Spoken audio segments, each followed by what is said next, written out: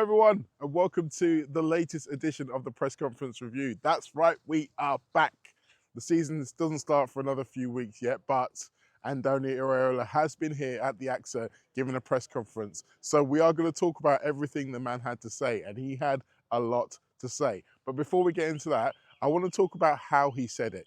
Now, one of the first things that was probably quite a shock to people in the room is how softly spoken he is as a man. And it was almost like everyone just took a few shuffles forward when he started speaking, just to be able to make sure they could hear what he was saying. So yes, he's not necessarily a table banger, he's not necessarily a tub thumper, but what he is he's honest and direct man. And to be honest, that's all you really need as a Liverpool manager. I think that sometimes we get too caught up in someone coming out being all big and brash and bold and saying, look, I am who I am, you are who you are, and let's all get on together.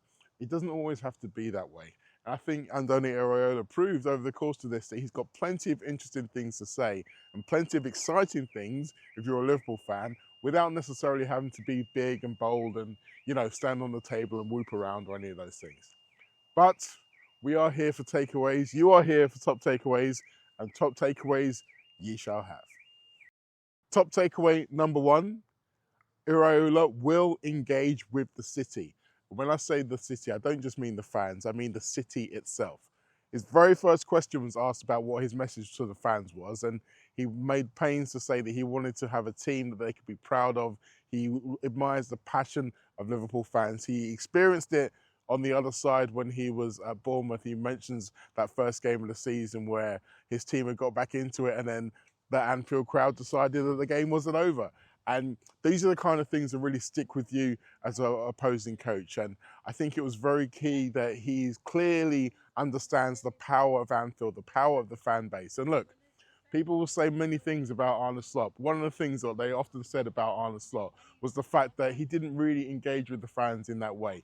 He never really lived in the city. He lived in near the airport, near Manchester Airport, which, I mean, that's no life for anyone, and probably explains why he was so tetchy towards the end.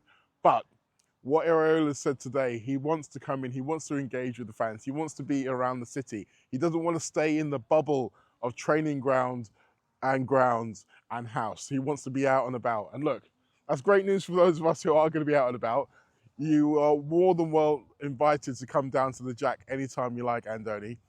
But what I think it speaks to is the fact that he understands the importance of the fan base to a club like Liverpool, the emotion to a club like Liverpool. And therefore, I think this is something that's going to stand him in very good stead going forward. He's going to be able to, not just in his playing style, but in how he speaks, how he understands what the Liverpool fans are after, is going to help him. If he can keep that in mind throughout all this tenure, I think that he'll have a very successful time here.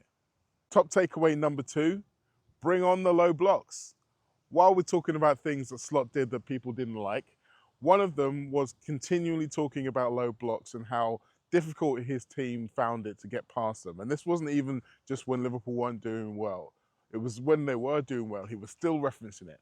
Whereas Andoni Iraola, he already seems like someone who will take a negative and try to find the positive in it. So when he was talking about low blocks, he was looking forward to playing against low blocks. He likes playing against low blocks because, according to him, if you're playing a team that plays in a low block, sorry, I've said that 15 times already in this clip, that means that your team has the ball in their half. And that's what most managers should want to be able to do. If you are confident in your team's ability to play creative football and to break them down, then you want to have the ball in their half. And that also means if you have the ball in their half, they're less likely to score it in your goal. So that's another positive of a low block. But he specifically mentioned having the ball and not having the ball, with and without the ball, being in the opponent's area. So that means not just when you are having the ball and trying to create a goal, when the opponents have the ball, you want to press them, you want to pin them in, you want to suffocate them, make sure that they cannot get out, and therefore you get the ball back and do it again and again and again. Now, in theory, this is all well and good, but I can hear you saying already, it's not well and good saying that you want to do that. You've then got to do it. The pressure is on you to find the key to break open that low block. Well, luckily for Liverpool and luckily for Andoni Iraola, his Bournemouth side were one of the best at doing it. If you look at XGs created against the low block system, Bournemouth were in the top 5 in the Premier League last season. Now, they didn't have to face it anywhere near as much as Liverpool did, but maybe that's because their manager was embracing the challenge rather than telling the whole world how much he hates it. Who knows? Either way, I'm pretty sure Iraola will get tested on his low block theory, and then we'll get to see exactly how much he does or doesn't love it. Top takeaway number 3, Liverpool will be signing more players.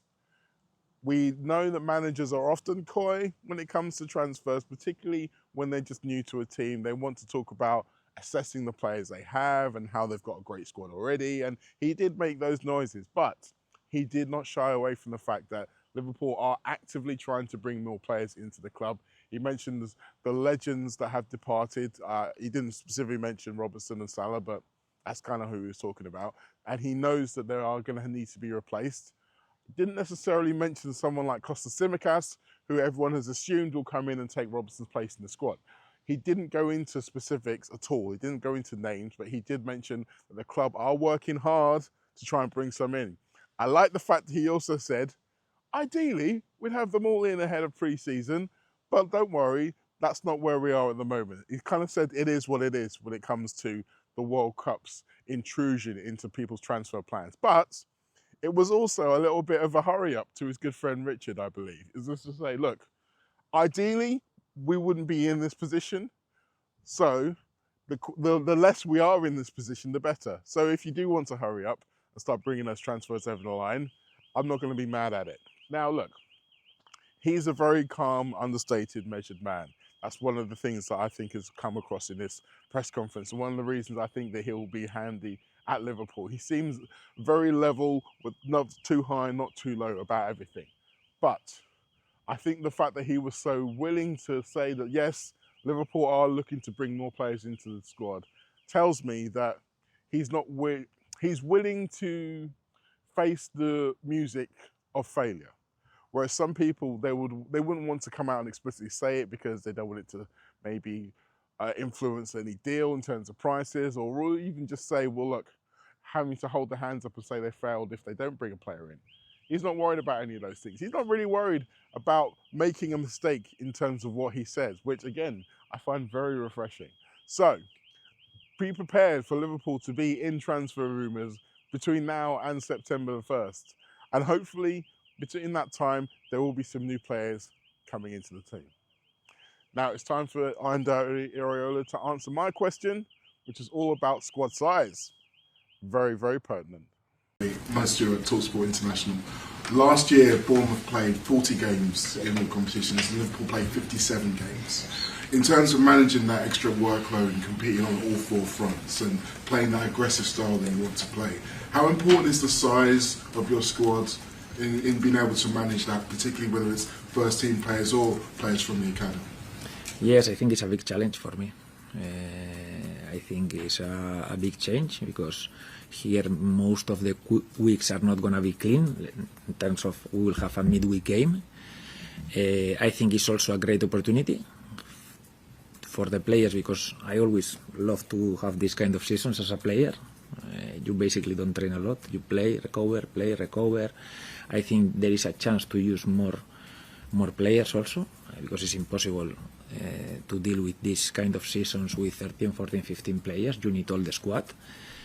And there are positives on this, but also we have to get ready because in this kind of hard season, a lot of games, injuries will happen, situations will happen, so we have to get ready in terms of squad depth so we can deal with the demands of the competition, and we can go through those months, especially here in England, December, January, February, those months are really hard, and we have to arrive to those months in a situation where we can deal with them, yes.